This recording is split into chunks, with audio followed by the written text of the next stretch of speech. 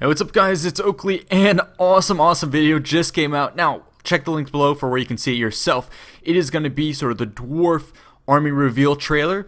And again, we saw the brief snippet before, but now it's going to continue on with more of the tantalizing details. It starts off here with the Dwarf engineer rummaging about. And I'm going to stop the frame here, and he's looking for a spare part. And this spare part is part of the narrative where he's lost in a cave and he tries to get to a gyrocopter.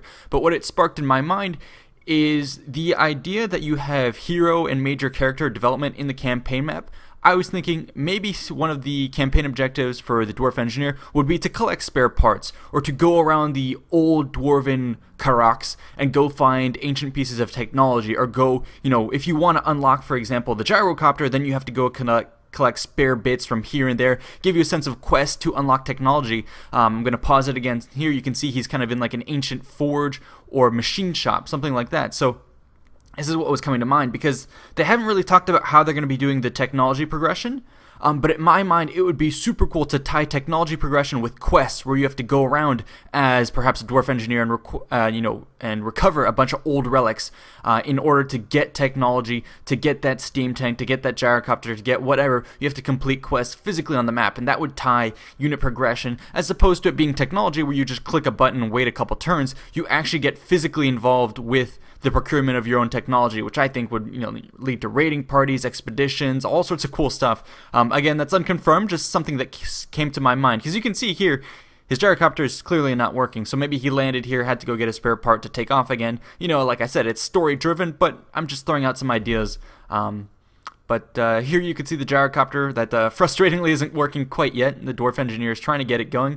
But again, it's really refreshing to see that they're trying out new things like this, the Dwarf gyrocopter moving to aerial combat, and we'll see that a little bit in the video. We get our first encounter with some of these goblins underground. So this seems to indicate, they showed it way back in the early teaser where dwarves were fighting underground against some of the goblins. Again, we see that recurring. Now, I don't know if that's going to be a major theme where you're going to have underground on the campaign map. We haven't seen anything for the campaign map, but it seems like here you have these different factions fighting underground, especially later in the video we'll see that. Now, we have to wait to see if that's going to be on the campaign map as well. That'd be really weird. But if you're going to have underground battlefields on the battle map, you're going to have to represent that some way on the campaign map. So yeah, that's we have to wait and see that. Then here you can see some of the swarming guys going after the Dwarf engineer, who has a trusty shotgun to help him out. So again, just teasing at the fact that there's going to be underground gameplay, and it looks really sweet. I really hope they do bring about that idea of recovering an old empire, which is what Thorgrim Grudgebearer is talking about right here, talking about how the dwarves, other people think they just hide away in their realms. So he's narrating it. He's got an awesome voice. I pause it here just to see what CA's interpretation of an underground dwarf Karak or dwarf hold is. And so, dwarf in the foreground on the front right, and you can see the depths of this area. A lot of different plateaus. So perhaps when we do have these underground battles, there'll be a weaving, meandering plateau area that you can go ahead and move around. We've never really seen battlefields like that, where it just drops off in like a cliff in the middle of the map. Area of control off to the left. I'm not sure if that's a tent that you can see on that plateau. Maybe that's how some of the dwarves can start reoccupying old caves that they've exhausted, that they lost back in the day. Maybe you have to send pilgrims over to various Karaks, repopulate them before they can become, a full-fledged city. And here, again, that's just me speculating on perhaps different things that they can do for the game.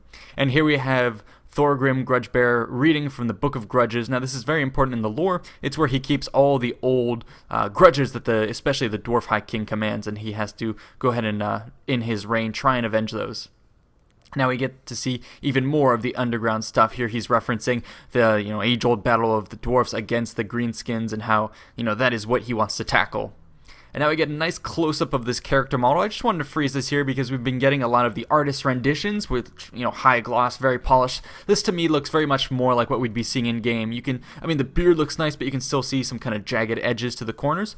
But still, nonetheless, it looks beautiful up close. I love the armor of the dwarves, and it's very much staying true to what the concept art was that they had showed us before. And now this, once I saw this screen, kind of peed myself a little bit. This is so cool. So this is a dwarven Karak, all but confirming that we're going to be having underground battles, and man, they are doing it justice here. All those plumes of smoke, those are going to be just tremendous gun batteries. So you can imagine taking a Karak, you basically have to run at this head on, which is what they're doing with trolls, Arachnoroks on the right, all assaulting this Dwarven Karak.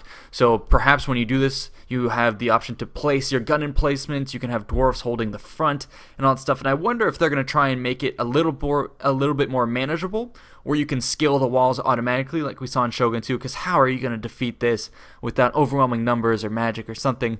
Or if perhaps there's like a postern gate or various ways that you can attack a Karak.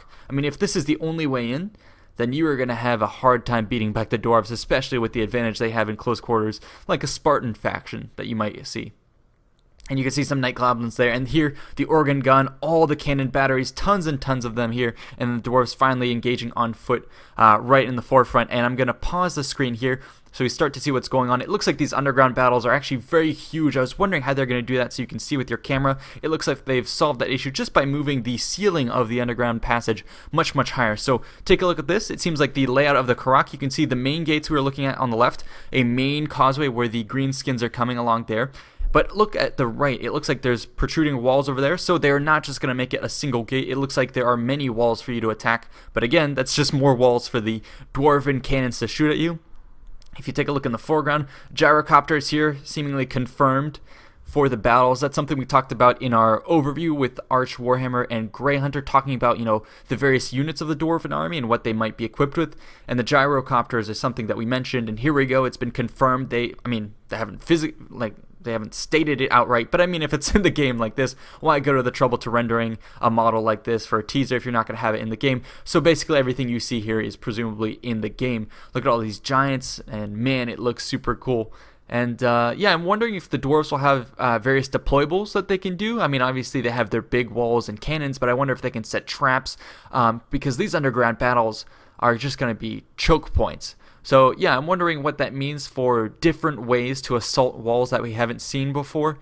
I mean, of course, a giant attacking a wall is a different way to do it, but I wonder if, for example, all troops, goblin troops, greenskins will be given, grappling hooks or the ability to climb walls, or even how the introduction of flying creatures can fly over the walls merely like that, or if the arachnids can climb over walls, clamber over them, and start attacking. So a lot of things that we have to wait to see to figure out how they're going to balance this. But I was for a long time not entirely sure that they were going to do underground battles. I was like, man, it's going to be so hard. It's a completely different change of pace from what we've done before. They have no experience doing stuff like this, and to see them pursue this and all out show an underground battle like this really gives me courage that CA is taking this new title in stride. They're trying new things, and I'm just really happy to see that. And I think it's something that we'll be seeing, take effect in all parts of the game. I think once you've remove the restrictions normally tied to historical battles, and you allow the artists and the designers to really embrace a fantasy setting, I think we're going to be seeing great stuff coming out of this game. And here we see Thorgrim Grudgebear cross off something from the Book of Grudges, and this is something I had mentioned in a previous video about my speculation again. I was thinking that, you have, maybe it'll be a campaign thing where you have the Book of Grudges, and then you have various grudges that you have to avenge, and then you can cross those off to get, rewards for your leaders and all that stuff. Anyways, that's going to be it. Stay tuned for more. I'll see you in the next one. Peace out.